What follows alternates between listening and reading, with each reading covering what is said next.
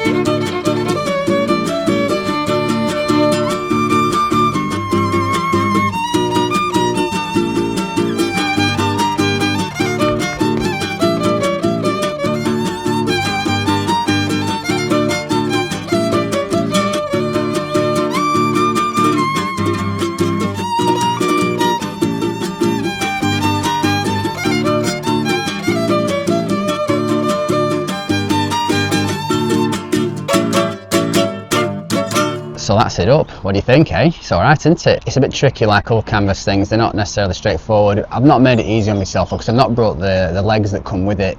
I've got them at home, but I just didn't want to bring them. It's an extra weight to carry. So I made my own legs, making an L to the height at home against my body, cut some sticks to it, and then I just prop them up inside as it would if it was just the ones that come with it. I had to do a little bit of fettling though, where the end of the stick comes through these two eyelets at the top of the pup tent. It just had to be thin enough to go through, but fat enough to not slide down, and also enough timber to pop out the top to catch the paracord that I used to peg it out.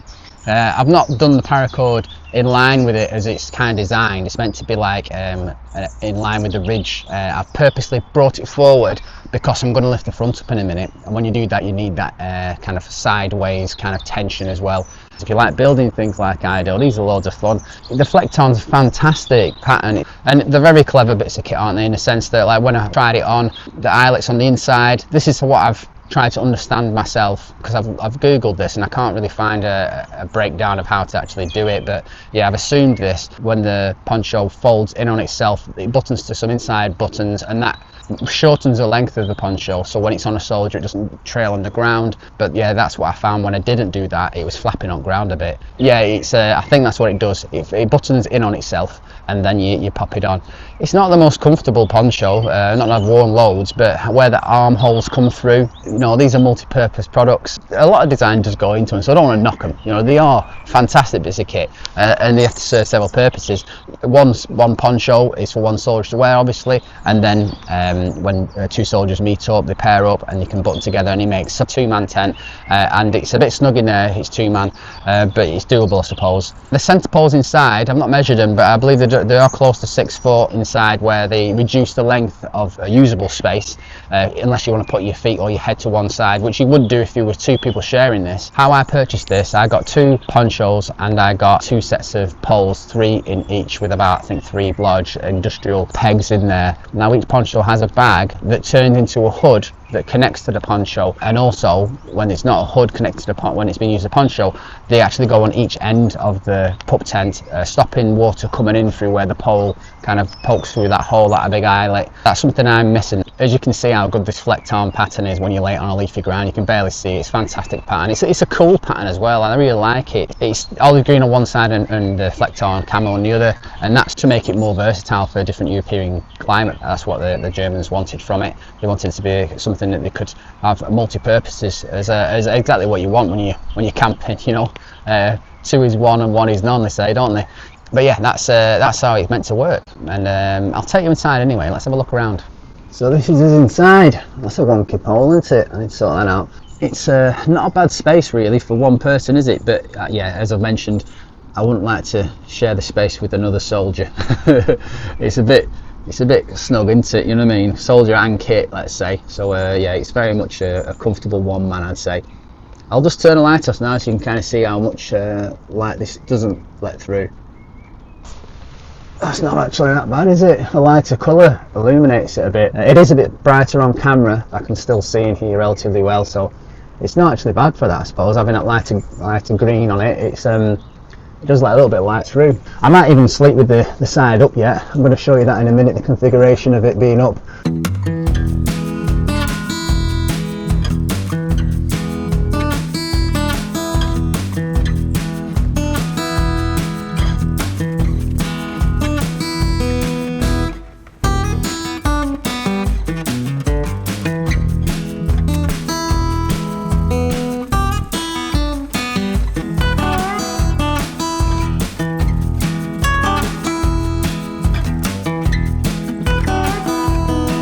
So there we have it. This is the open configuration.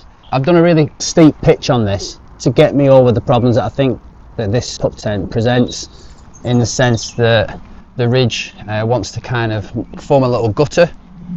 Can you see it's holding a bit of water already? So yeah, that's certainly some way it could trickle water in that. So I've really done a steep differential in the legs on the front, in the poles on the front, and that should entice the most of the water to this corner. I don't think it's worth messing about having it horizontal at all. I think that ridge is definitely going to be a problem, so this should sort it out anyway. And this little flappy bit here, I've just pegged that in to stop it from moving around. And same on this side, gives you a little bit more cover on stuff that you might want to store in the, let's call it the porch area, I suppose. It does get a bit tight where the poles are. I've moved them over now, so I've spread them in line still with the ridge, but moved them away so they're at a bit of an angle, but it gives me enough space to get myself in. Baby bag's wet already, and it's coming from that ridge as we thought. Well, that's no good, is it? Dripping from here. It's them bloody eyelets. I'll have to have a fettle with that and see what I can do. And that's the back. You can see water is kind of beading at present. This is one of the armholes that could present a bit of an issue, couldn't it? It's going to catch water and drip in. So yeah, having this porch bit up like this for wet weather is not really a good idea, is it? I brought my poncho out again just for chucking over kit. It's a really versatile bit of kit, isn't it, to wear as well as to cover over stuff, and you can use it as a tarp, so I always like to bring it. Right, I best get cracking with this and sort this problem out before my bivy bag gets sopping wet. Well, that's that sorted. I've sorted out my problem with putting a poncho on top of it. It's not as pretty as it was, is it? But at least it's going to be dry. I suppose don't come out in a pup tent in the rain. I think that's the moral of the story, isn't it? Or don't lift it up like a porch. It's not being even used how it's designed to be used as well, so we're not really being fair, are we?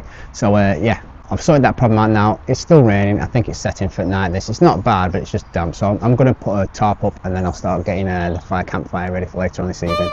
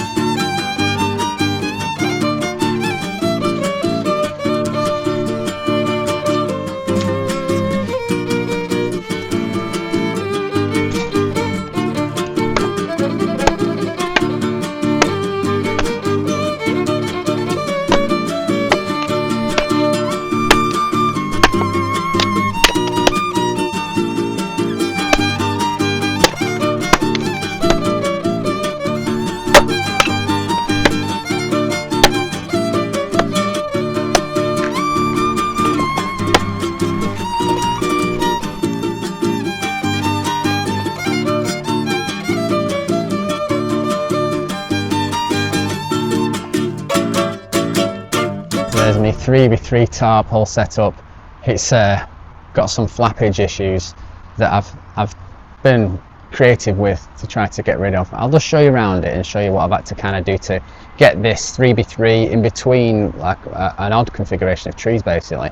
Yeah, it's a very tight spot this for a camp. It's flat and it's great for other reasons, but it's not great for trying to get a 3x3 tarp up with a ridge line in the middle. But I'll show you what I've done anyway. Flappage here, that's the corner of your 3x3. So I've just lapped it underneath and connected it to another bit of the DD tarps eyelets.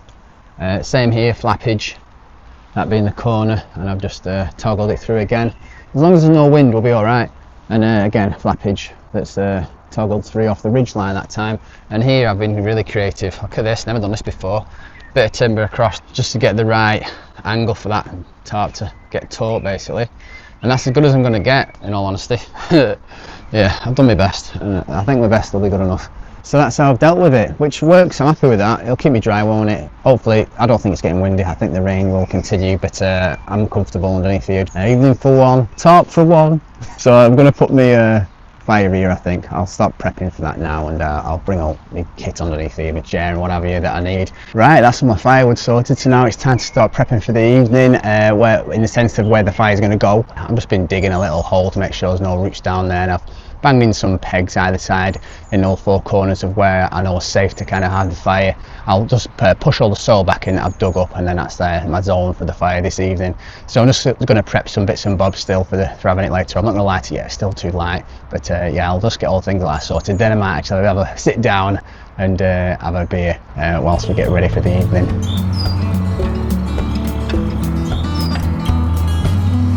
Wood's all sorted now. Campfire spot's ready. Bed and kit area ready. I've had to build a little Neil fence here because I keep tripping over this guy line. They do some good beers as Beaver Town, so let's give this one a go. It's not for me, this beer, it's too sweet, yeah, but it does make a good candle holder though.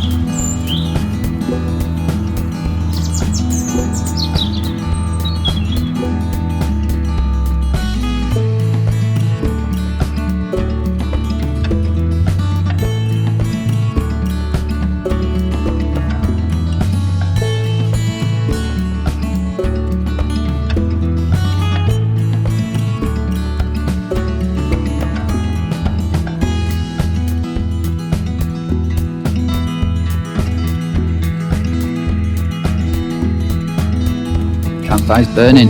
Yeah, we finally got there in the end. You know, I've always got to be saved by these wax cakes or some kind of flammable stuff, but you know, I'll keep trying.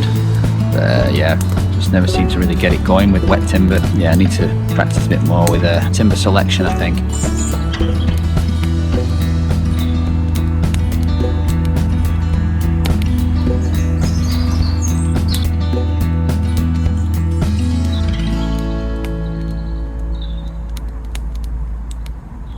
Next up, Full Circle Brew Co. Butterfly Effect Hazy IPA. Oh, it's a 6.2. So what we're doing for tea, we're having chicken supreme. Supreme is the cut of chicken, I believe. It's got a wing on it. It's got skin on the breast. That's why it's called that, chicken supreme, because it's the cut of the chicken. Meant to be the best cut, in other words. So how we're going to go about this, basically, I'm going to start frying off the chicken on the fire. Now I've got a bed of coals, just get it nice and brown on either side, just penetrate the heat a little bit, seal the meat, in other words. I'm going to get some potatoes on the go because we're going to have some mashed potato with it, and then we're going to do we're going to cook it in a sauce. There's some white wine, and there's some cream, and there's some coriander, and there's all these other things, lardons as well, which is like bacon, which makes everything better, doesn't it? So that's the plan. So yeah, the first thing is, I think, get the chicken supreme cooking, and get that browned whilst I'm peeling the potatoes. This is the plan. All right. And obviously finding a bit of time to drink the beer as well. But let's get cracking. Get that on. Some heat. Oil of choice is avocado oil at the moment. I believe it's got a higher smoking point. Right, let's get this chicken in. Salt, pepper. Peeling time.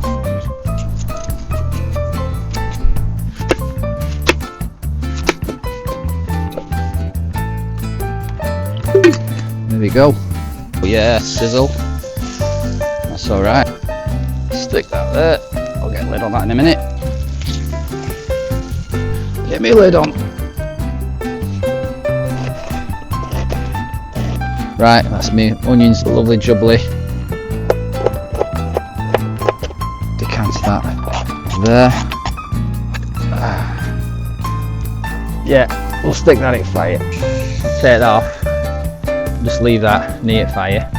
This oil as well. I believe butter's smoking point is a lot lower than a lot of oils, but if you mix it with an oil, it's got a high smoking point. Raises it, sizzle, that's what we want. I get them onto the grill. Leave them there. Lardons. Pig's just delicious, isn't it? Let me just check that, we'll just give them a stab actually. Yeah, they're right now. I might just leave them there, keep them warm, and then I'll mash them up and we're ready with the chicken. And that's the onions reduced and garlic's in there now. Just got a bit of flour in there. White wine time. And then cream time. Oh yeah, baby. Oh, I love cream, but it doesn't seem to like me. Put the chicken back in. A bit more salt, a bit more pepper. Just put it to bed for a bit. Ooh. Well, oh, we're up to date. So my chicken's in there with the sauce now, just simmering away. I'll keep rotating that pan, and because I can see the cream bubbling a bit. It might be a bit more forgiving now. I've got the lid on it. But yeah, I will need to keep rotating that. But yeah, everything's going well, and the mash just needs mashing up. But I'll give this 5 more minutes. I'll have a bit more beer. Oh, I've drank that one. I rate this one, by the way, the Butterfly Effect Hazy IPA. Very good beer, right up my street. Anything a bit hazy, I do like. I might try another one from Beavertown, Sun God Tropical IPA. That's how I do on this one. So let's get the mash on the go. This has just been sat by the fire, hasn't it? Just simmering. Well, not even simmering, just cracky, that's stuck on. It's got a little drain there, hasn't it? I might utilise that now. Empty a little bit of water out of there. I'm going to put some butter in and a bit of that cream that got left over.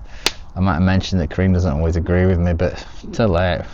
I've decided we're having it. How much butter? Is that too much? And a bit of cream. Is that too much? Bit of salt, bit of pepper, and the mash. Crikey, might have to stand up for this. I overlooked that, didn't I? Got a mash that's too big. I thought it was a good idea that it's like nearly fills the size of it, but no, because then you've got to deal with that, haven't you? Oh, it's made light work of that, hasn't it?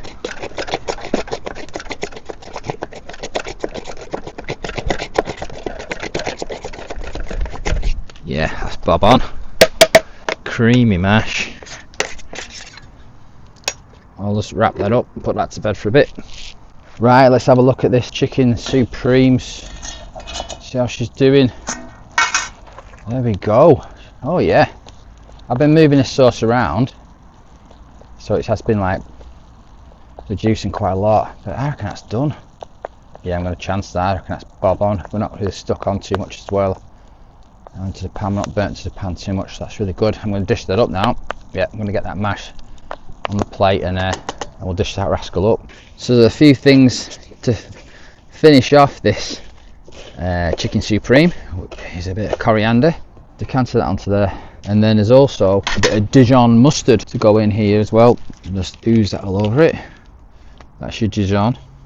Don't know if that's too much or not, but let's find out. We'll just mash all that in. I was unsure when to put that in, but it's going in now, isn't it? That's what's happening. The Dijon all mixed in. So mashed potato now. Oh yeah, that's butter, that's cream, that's mashed potato. Now let's get that chicken supreme on there as well. Plop that there and just let the sauce find its own way it wants to do. There we go. Chicken's in there somewhere. It's not gonna win any like beauty awards, is it? Hang on, it might all change when we get the coriander on there. That might just change matters. Oh yeah, yeah, restaurant styly. So that is your chicken supreme with creamy mash and coriander. What a feast. Yeah, I'm gonna enjoy this. Oh, there's a lot of food here. I've never been good at working out quantities, and I've never been good at turning down a lot of food. So I'm going to enjoy this. This is great. Yeah, the mash is fantastic. I thought it would be with all that cream. Let's have a go at the sauce. That's really good. Quite vinegary from the Dijon, I think, and then dead creamy. Yeah, it's good. I'm happy with that. I just got one of them, the bacon and fat bit. That's a game changer. That one. They're bob on. Let's have a look in this chicken. Now I can see it. Let's have a look. Bit of Dijon and cream sauce. Look at that. I'm happy with that. I think I'm done. I really enjoyed that. That was really good. At some point though, the cream's going to conflict with my hazy IPA.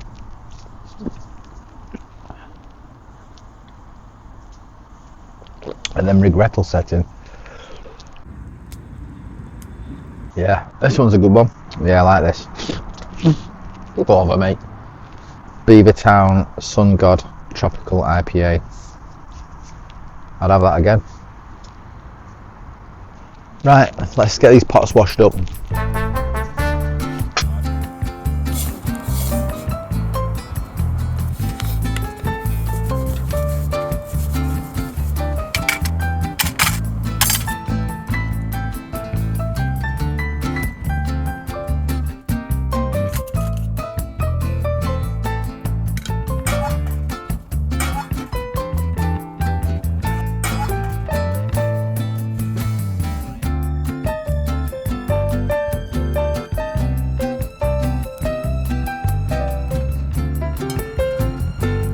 You know, your gloves, like, they all shrivel up at fingers, don't they?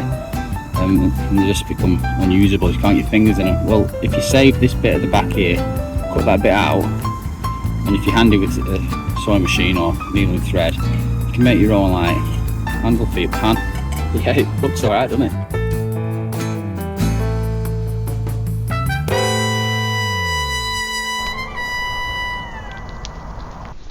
Is that? Well, hello. The evening's winding down now. My dinner's going down quite well, actually. I've not got any conflict between the cream and the IPA as of yet, so that's working out all right. I'm enjoying this Northern Monk, the Transient Hazy Double Hopped IPA, 7%. It surprisingly doesn't taste as strong as what it states on the can, which is dangerous, isn't it, when they're like that, you know. Yeah, it's nice, that. I like that. But yeah, dangerous stuff when it's 7% and it doesn't taste like it. I've had a good evening. I've enjoyed myself and I'm in a good place now. I've just chucked a few more bits of timber on fire just to for something to look at, really. It's not actually a cold evening, so yeah, I'm doing alright, although I've put this jacket on. I'm aware I look like some kind of green Michelin man. Yeah, that meal, that chicken supreme, I'll be doing that again. Yeah, I'll just have to think of a way I could probably, well, I was going to say I think of a way I could probably do it for more than one person, but that was probably a meal for two, wasn't it? Let's be honest, it was plenty of food. That I feel good though. I worked up an appetite today. I've been grafting, setting all this lot up. You know what I mean? It's not for the faint-hearted. The old wild camping malarkey. I think I might leave the pup tent open tonight. It's pretty still. It's relatively cool. I think there's a bit of drizzling tonight, but yeah, I think I've sorted out the drips now, so I should be okay. I'm just gonna sit by the fire for a bit longer, just chill out and finish my beer, have a hot chocolate I think, and I'll be off to bed.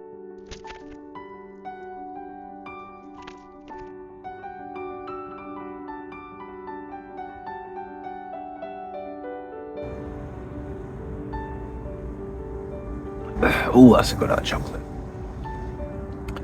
I've had a great day today. Messing with my kit, all these tarps and pub tent, playing with that canvas.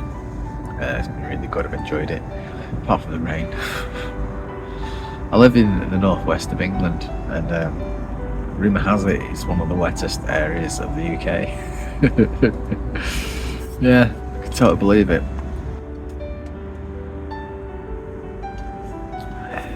But it is bloody good here though. I do like where I live. It's a good spot. Yeah. So yeah, it's time to actually say good night, I think. I'm getting tired. I've not got much left of my hot chocolate. I'll say good night now then, and I'll see you in the morning.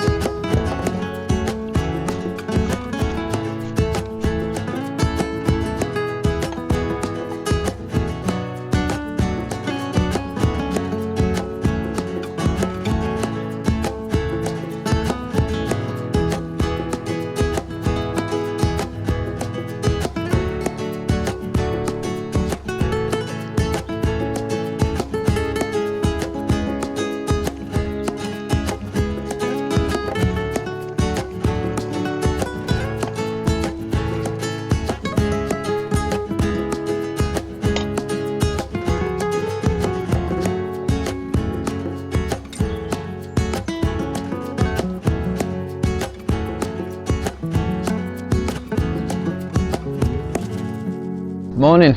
My pancakes didn't work out, my breakfast is knackered. I've got my brew though, so I'm happy about that.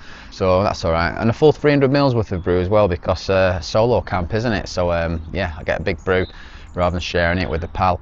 Tried out a new stove, the Fine Maple Lotus. Yeah, I'm just playing with it to see what it can do really, because I do really like the folding stove. So yeah, it takes solid fuel, that's what it's designed for. I made the little aluminium box that popped inside it, and that enables it to take one of them Fire Dragon gels.